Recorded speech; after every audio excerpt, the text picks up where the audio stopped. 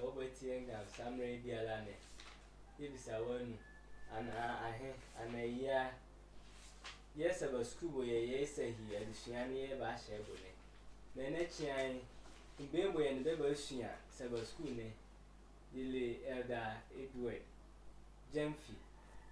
But a sorry pain, Ariaso districts. Or Sao Tano Swasa for me. Ye nay, Yesia, Adesua Botosuni. So I really at the Okra, Ero or Dupri, or Sate, Ariaso district elder. Some being your here Babu Cameso, so Filiot, a sha. Na Yesia, ye Adesua, what also in noon. Young wash and cry, Sutias ne Bombay, near for Adesua, you ran a mesa. A radia that was it, am I here? I was say, Chiara Babucha would dream. Yes, Roger, but you know one. I 2 years Jesus Christ to the man. Amen. Amen. You Adesua what also no name. It's a dribble as soon as in them we are no would a pan. In them we are no would a pan.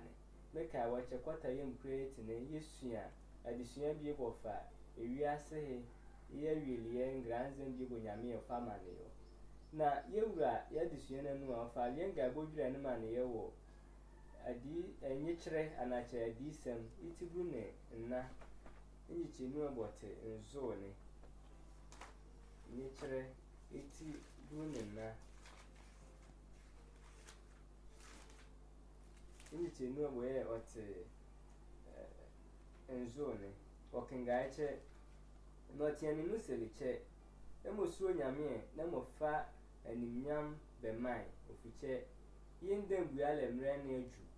na emo so na yibo obole nyame so ne ase epo oni asue tie mu kura ne amen Amen. etie wura ya Adesua ne anu a enwa bible ne se nche bi obrebo ye okan dure ye pa otinyame yendem buale we obafa obua ase he on a new medium creating. On at isonetine, the pen he, ye bersia. I think when ya me of Faswa, Okubia, in Daniel, on 82 panen, Yakonia, Yamie, Iminia boy, be dinner rebe mine. Bo oba bend and then, when the Bebo Bella, Bengunia, and then we are a panibio. Now you ready, Siena near call. Monachia, and nature the fair Cosidania. It's children or for my age, and then we are a name Hianebo Hian. And then we are a name, and we Hianebo Hian. Also, and then we are a crying here. Now, you here, you here and a pa you let's say, a do cry. Ma, sorry, a day do it. Ma, by Jabu Obre. And then we are a bo Obasone. Here the empire here to the job as well. So for me, that was then we are any ye brene and I don't a hiane boye, Uhiane or Bocama ye Adasam crotini ye nyanya me a bre ignabiabo ye or so I knew. Send ye lecture Adasam croti Ofiana nada ma breso Boye bonzam ma fe ye ponya mi ejurenen na hane anyela so biara na bre eti Yesu ye jane fai mai na fe watna ejane ana Yesu ejane ye baba ne safa maso chafi odi omaye na si ye de ye tunu na ye de ye di no fa ye bone che ya oseche otro yeduma ewo ingu akrata nanu ntreche inwu hia pa sendi kun eleche ofibre yem kro timbo okoni ebiala boyokole nyame owakuma pe Yesu okole ekole ni nyame wo yi fuole wo fiteso na fe ode wo tumeche owa na ma hu ntrenu no ofai oye adwuma ti se ye kenga inyi kire ne boti adisem iti buruni na indi chemo nzo ne ya me po kire ba nuvu amakore ko kenga na fi afa matwaso. Okay, mama yiti nyame edwere ni kire ti buruni na ji chenu enzo ne wa na otiane nu seleche emusuro nyame na mofa ni munyambe man ofiche inde buale mrene aju na mo sone ibo obole nyame so ne ase epo ni asuetie mukra ne. Amen. Amen. Sindie leche Yesu na atena jane safa maso che obi yela boye edemidine ka wonvum swam kroti kiremi Yesu na muranzire ye babane na wafa washo fo boni cho ye pe wahwuro duma wo ngwa krata nim eti wohiama adasem kroti che yede Yesu ni yedi na ye ma ebre boye okroche wo deyem kroti yengwa bu ya tendem kroti yengwa ye ma wo twire yeduma ewo ngwa ma nanu na sobre hiye no kuswala ye jumadi wo ye juma ya bisia ye ba to aso oba shire bre boye Yesu fi ase yaso na bre boye ofa she so ndembu ya le jumadi ye ni ebo ne nti inwudi wo hia pa se ya ndi jura ya boa na Yesu ni wi obo wure mfa so biara ne so adasem kroti ya ka che Yesu wafa moja wole ye na yenzi adwuma pote bo wo ye wo nwrodo eti ebre yede yedia na afi nwa aja wonuyi nwone wonuyi wo ya hunu paati wole mmali ti fa ibo ne chei aja ne fa me bo ne chofo obo ne chewa ni Yesu wahwuro miduma ewo ngwan ma ne ncheche babu ya meche afi ndi midi bi ma ya nyame owa boye tiambo Yesu okowa nrango hobioti inwi hia pa chemni womnyo yati so dwure hiabo na yakura fe ho yeto nyame yedwure na so. Amen. Eti chiche inwi hia pa che ekubu nyame ekubu nden se ne bieti ewuro ana chemoteli memo wuro na da kun o kache oliengu mosisi na baba ne oyenye beba kanu ayenye a so opo boye ene oliema moti bobe wo so ne le ni je biala wa sitinanu eti wuhi apa che ye baba ne bo yenye lai so bo iti biase watane bo o haye o ye ni je penen wodi che ye baba ne ra imreju a ojujo na ye habu ye fanu bo betete ye wa brabo no mon ewra ofe biala ne ye die bose ofatai no fa wo man ye to aye disuani aso ye kwasia dane a anachemuna chiane a anada fa biwo kai mwana ka yo fa ka buka mwana ni pin ha bengo mi ha ebie ba frete bonzam ha wa fiase hia sokora na ndem buara ni yo ba ma bonzam ofiase hia so. Okay. Ndem buara ni yo ba ma be nwuche bonzam wotimaye igre bo hafa nyame woni empure ti sa ko waye wese yo boli yo utinde ngwara ba ma be ni ri biara no kofe ma be nwuche bonzam sa ko waye ne bon afin be bia tem be yia asia fofrobo nyame ko fa ma ko so bonzam wo fita bere kokora yo nti bonzam era be fa be chi be fiase ya so na boni fiase ya so eda yeso dia fa yeto a kisi chiane aso enwa nyame unvu enwune ne ye ndem buale nyame ko apena la ne obua ndem ne wose ole unvu nje ole ma ya obro eda yo na ndem buale ni a aha yele unvu na nyame ne obua ndem na onwiche mai wokwati atin ekwati atin aha ni ewie ya ofata wo ndem buale ni anu ekwati a boni yakatua ya lewie eti chebo Paul hwero ma Roma fo enen iti nzian mu aburanya ne nzan o boni yakatua ya lewie na nyanyame ya dum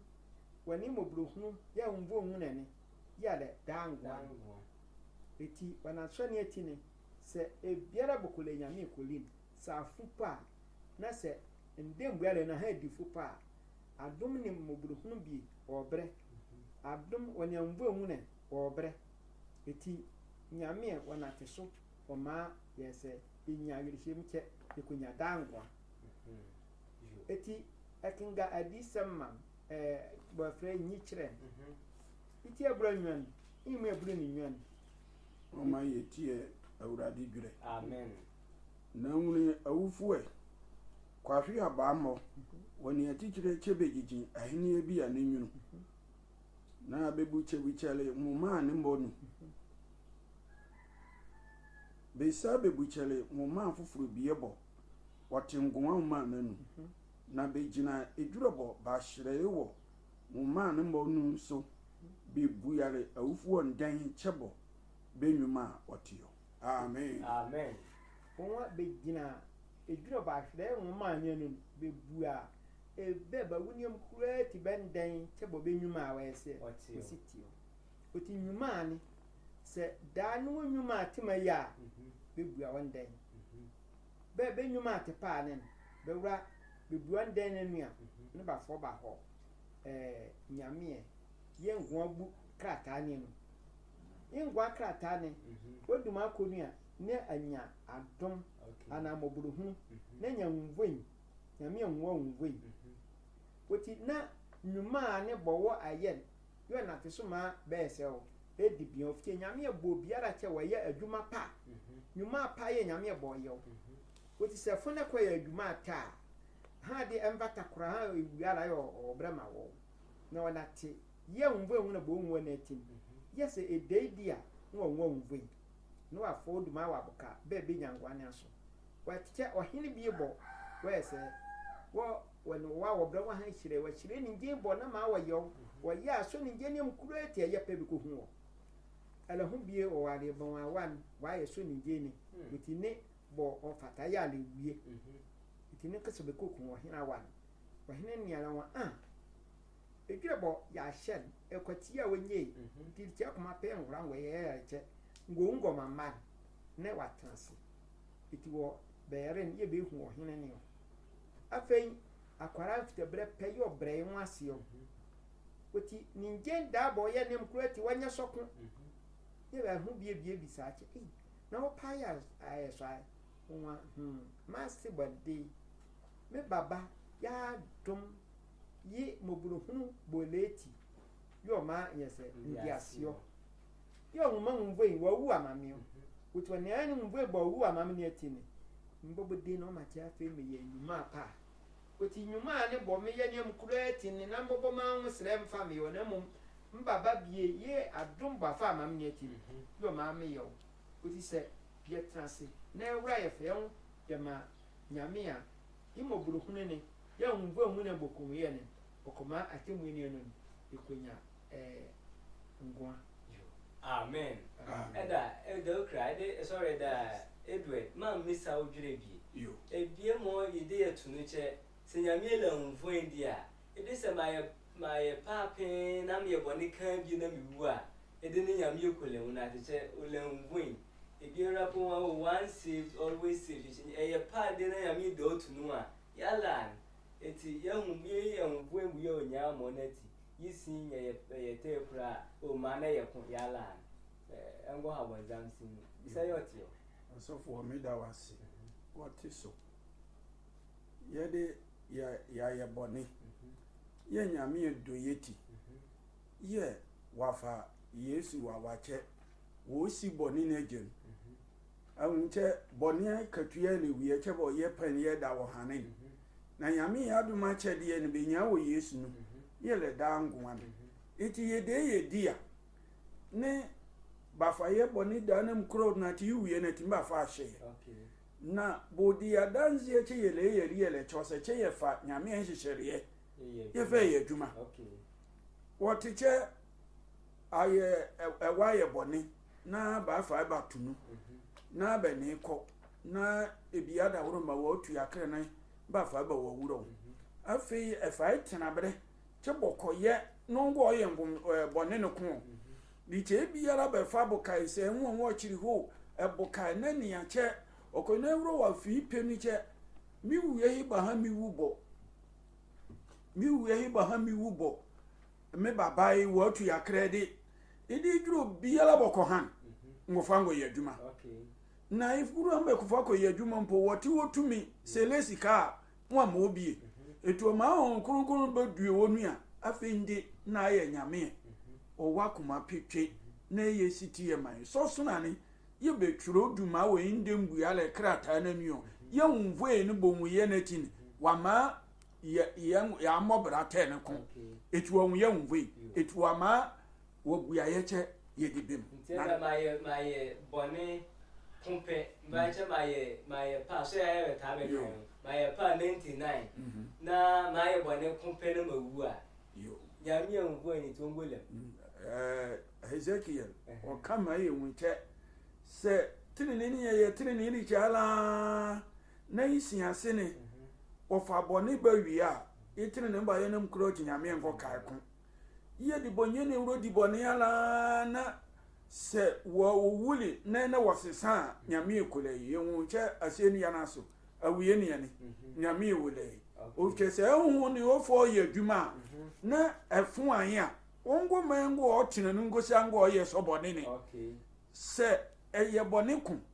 na nyame ekulo na bonza nwura ye buru na de nyame ngole ya nje nyame inde mbu yala ni woni mu ti ye nvu on so chode ye ode ye kora eda ye da wasi onjinu e pa boya afama yo eti aida ka chema ye pa di ti na ngum kwa boni so a so boni ku be kwa ye nsi wu a ana yesu ba boni ku no kofo da se chibiri amen yeto ya dishani asuna yeho menane anadure yeho dure de naso enwa nchi une mama swebi nchi une mama swebi de edwe edume jupa yo nchi une mama swebi ni adishani fama yo eda wase sofu lichebe kache liche une mama swa nchireche di che biye boye enwu biye lepo na enwuye no woye wonwanwa nyame wala yedi ofashire idi ni Daniel o sa ofashire Yohani na imkro ti wo fatimo ya nwala ofiche ya ni wiase abakuse mu Daniel yitinzo ne o shire menwu ebrebo wiase ya ahyase abo wiase ya hiniye ne ya hyase ana chesibe se okoshebo na sibo wiase ahini ahi okoyiyo nti Daniel menwu nke Nabukadnezar ahiniye ya fei ya wa Medo-Persia afei ya wa Greek afei ya wa Roman na Roman tumini o kirechi ya wiye ne afei nyame bodi okole bia na watnase ne obuatan etie Daniel itinzo ne ndi chemu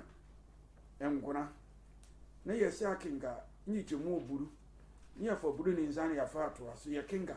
na yewu diche boye mo ye nwanwa boye nyame wala ye di shire odini embo o kan unjure ni Daniel itinzo ni chemu oburu ni chemu nguna ni enwa na ngusubo meniane nguni chebafa ahini bia mo basisi bre na bo bre fi tetene o tena so ase yetina netifufu chenra ye romanzo aso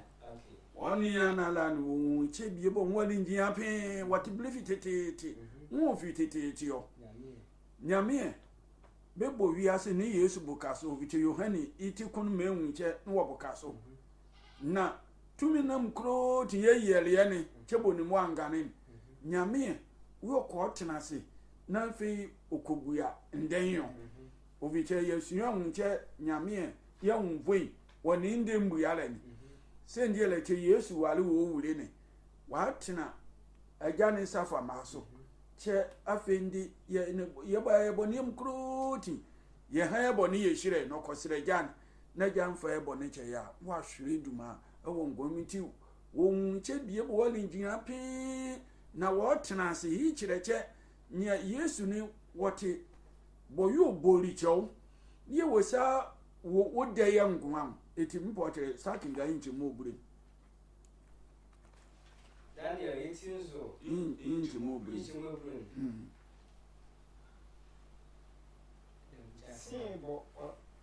Simbo wasinche asuo upuare. Upu fili yinu breware. Apepe swali. Na iya api buru jaji na yinu. Dem ga ebe gani tanase. Na bebuche numa numanu. Eti bo dini hu bo ye nwanwa hwae. Yesu otenase ne. Cheche anwanwade ye bo enwi wa ye chesin boje wure. Na wotenase che obabu yaten. Na afi buche ngrata no ye abusunyafo ekokoto a ekoka wodwura betwurodwuro afo bu bebu yakora abani wodwura naso ahi me hu chese nyame ama ye nwure ma ni yekoye sori chene a hije che nyame wura ulekrata boye ogina so ofo bu yatenyo nyame le ngwa akrata wule ewiye krata wule ngaye krata pa yese obre eti ayi kire me hu che sobre yenu Yesu wote ndembu ya lebi anaso na fe obu wiase mkro tiaten na biche bo ye wote wa maye hu sepeye paale che onwa amo lemiduma mberi na ndwure moduma ewo ngwan ma no ngro che biara ese omri yo ngro che biara mni senyamie pa buche yenye pa ni unche bo so chiane okoya simbo osinchenzui ne bo otebreda bo owilili ofuchelili watene biaso court for kwano yeme na nyame echiane na esala minimo yumunyo yukufite brebi itienya ebra kai amen yeho menade nyaso enwa nyame so nyame su mune kan bi edokra nyame su mune kan bi nyame otodo na idon ibu olebiye otiri chibia aya no kan che yima mo yura yumu icheka utuwa obuche mureka na fe o fashi yohane che yohane tree mama mo bara bese bewin na betunga na bewin che ngora ositio uti o abraham njewo chebo o noa uti ya mi buche mureka bi fili yohane che yura yebo wasiaso yesuya na emu ngobele ebire kaati oma yakinga yinchireni iti nani kokọ ju nani bre na pe yinchire iti na ndi chomo kone bo okọ ju na na hiye sini ndole menyi na munche babuche anu abiye wo nyame yeso na convene bo na convene bo nilimu andele bo otiche totrobendo bo ojujo seleme o seleme che fubrangu wa na ngushrewo ni jembo oseche ehemu esini bisio okay kwacho na abrenala ni wo sunsun na ye ne ahini ebie eji nyame so bo ebieti ahini bi anaso na bo otiso ne ene a otiche nyobobo otiche yasipa woni kukwaboba ye nyangondwembo ene a otiche denjemwo wape ahini bi anamu wayiya na ahini bi a aburonyo ne na bape ahini bi anayanwu bayiya na nwumban aburonyo ne nabo bewurura ndade fufui bo sika kokora botire obobe che betete ahini bi anaso. Amen. Amen. Nyame wa pe photo kan we se oma Ɛsayie ya gu anrodo gire wo ma ye mu che bo bia ne bo wati che sin boni ye bia ma wo kan gire bo ye wu green board ben Nyame twe bia kon ka mene yo tena so bia nya so na onwa nyangondwen wa peye wa braya na onwu ahinde bia mo bo mbanimvu abranwa ne na bo be fiase hia so be wura be ese be tenase wati ani gisempa che menia boye ne beti ase hia so wa nyame wura yatemu ndembu ala chia ne iwura wo ma be wura be tenase bi ne ba wi che ye menia boye wa ase aso don ye bebu baten woti bo koso no kuro mum kurati ne be obre bi afei ye wi che Yesu Kristo iwura wa ese yibo wo layen o ma yewura ese yibo bo wura wo fite brebi uti wana tsun bi ku sache na mbanfu abranyo ne na ba kan ba wugire be finisha hampon ba bisa mbanfu ne anche dan Israel man ni bele mbanfu mo abranyo na bo be buka be ma ba ese o ba hiniye ne ba ese be biandanyo eti nyame awura yiri chance asiaso wura mpo yele mbanimbo biemo wo be bokabe ma be buandan na be wucha ndem buala wata no hora iwro mache ye o mamenia be wura be ba matu ye makingama na Yesu Kristo wo wurin brebo asia wosurin atrene fo biemo be ese be dwosore be la baraka na Yesu fa be fitere na okon won be hore won be limu a wo angrodo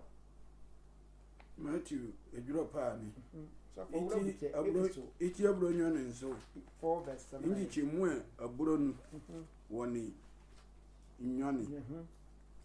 mama yetie awurade inu onu dwere. Amen.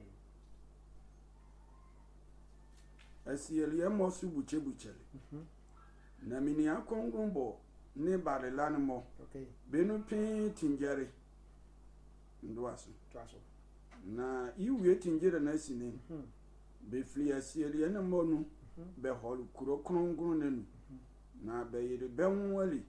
be shire mini apin. Amen. So nga episode for the end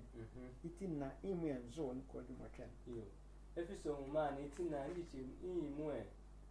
nzo wane motwen etie bo bro na akoso ba fa dom baloye yenu biala chebo Christos suye achede wafa wa mo iti onwa mrebo ofu hole nwuro nen oshele pin nure one be hole oshele pin nure one be hole na omane minia achede. Amen. But Yesu Kristo brebo okonwuren be ba si be nure nen adboye fo boye guase aso nyame ya ehunbo ehun na bo munu ye ne ati o ma pin tinjere be le nyame be ri no tinjere na ofa be ho nwurodo eti se be bu ndan dia ni hia che be obren o hia che be wura be ese be tra no bi na be hu meni aboye ye wo ase hia so eti eda maya nwiche meni hure bo na bete be wo prekuya ni minu woni be boka ndembu ya le ni aso okora ko wache tete Israel fo eche woni nyame oye fama benche be ma mben ebronyo ne na be yia na be bua ndan ne so pepepe no okoso iye nwiche po emre bo Yesu Kristo wo wuli ne ran ebiemo be dwoso be fili be wie na hotefo be woni ba bobra pa ne ebiemo dwoso ne yefisu na fa to aso che be fa biemo po be hole eti okora ko wache so menia yimo bi inyame yi be ma ndembu ala bi apukua ni anu bara betra be bi anu na be bokama ndembu ala ni okoso pawo yes nyame ese o. Amen. Nyame wa yinchi pa bokoso ase Yesu bi ala iyo fama ni yoti o se pa yele no ye wa murudo de ho uhie die ne enwa Yesu fata ededwe izu Yesu fatai osofo me do asipa no hurenu ebase ya so a anyamsum eku ahodo opi ebiala ba o chirechire biala ba o chirechire na nkusi tie biala yi edwurobo anaya ba ko sembo aha ho ne wo wuma ba ese besie na menye jere pa che nde Quran Holy Quran na misuane Quran ka kire meche anabi Isa woye Yesu Kristo yiye jano kosumai no ko bu wiase ndenyo yiye shawrari so amen eti Yesu sefata na moma yenimu ye fa ni kire ni bo yele adisem ne iti nuni inti mokumbo ko dwinzane na ye kinga ye ya ni aho inti mo mo twe ko dwuburu ni nyon na fe ya fa ye wunsi wo ma o kanche Yesu o sefata che atimboni aso ye kire iti inu ye kire na adisem iti inu enyi chenu enwotwe wo ko dwuburu ni nyon iti na mi ye fa iti nu inti mo kunbo ko dwinzane na iti nu inti mo ko dwinzane na bo ote hine bi ani aso ne yesa famanu nwuni nwoma biebo babubo bo bashre yinu ne yisi bo bafa nzanu anzo basoyenu na nwuni abofwe awon sirenie biebo otiane nu bisaleche nwaye ofatache obuche nwoma babubo ne enu na otete yenzu anwe nemo na ebiala ni nyame so ana asiye so ana asiye bo okra buchele muma babubo ni enu ana onyane nu bazin zani ala yo ana ndo asoka to asoka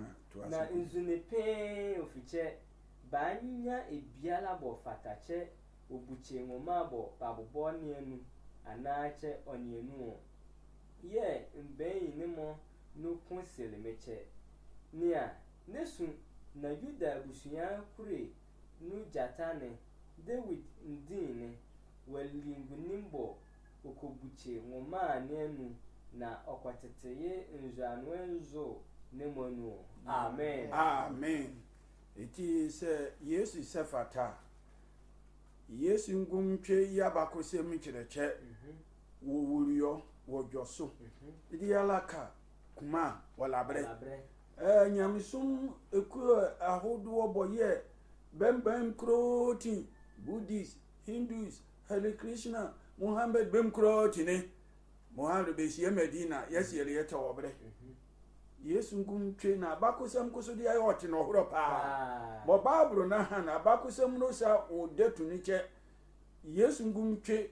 yo wo dwoso ti ebrebo ye Yohani ohun biara nwa ya fa aguamban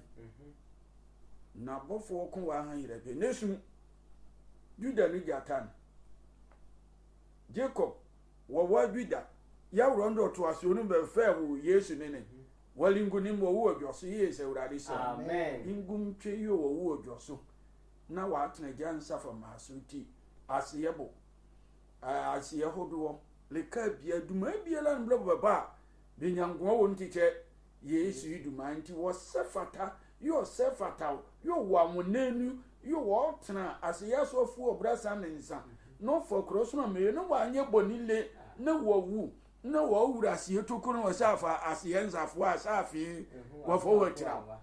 yingum twewura ye wo sa odi wese o mayo ni wo sefata eti abusianfo amanfo mo mayem kro ti ye fa ye ho ye mabia he che agya na yamaye na obuya ye nden ma ye nyare kapa ye gina na bre no so a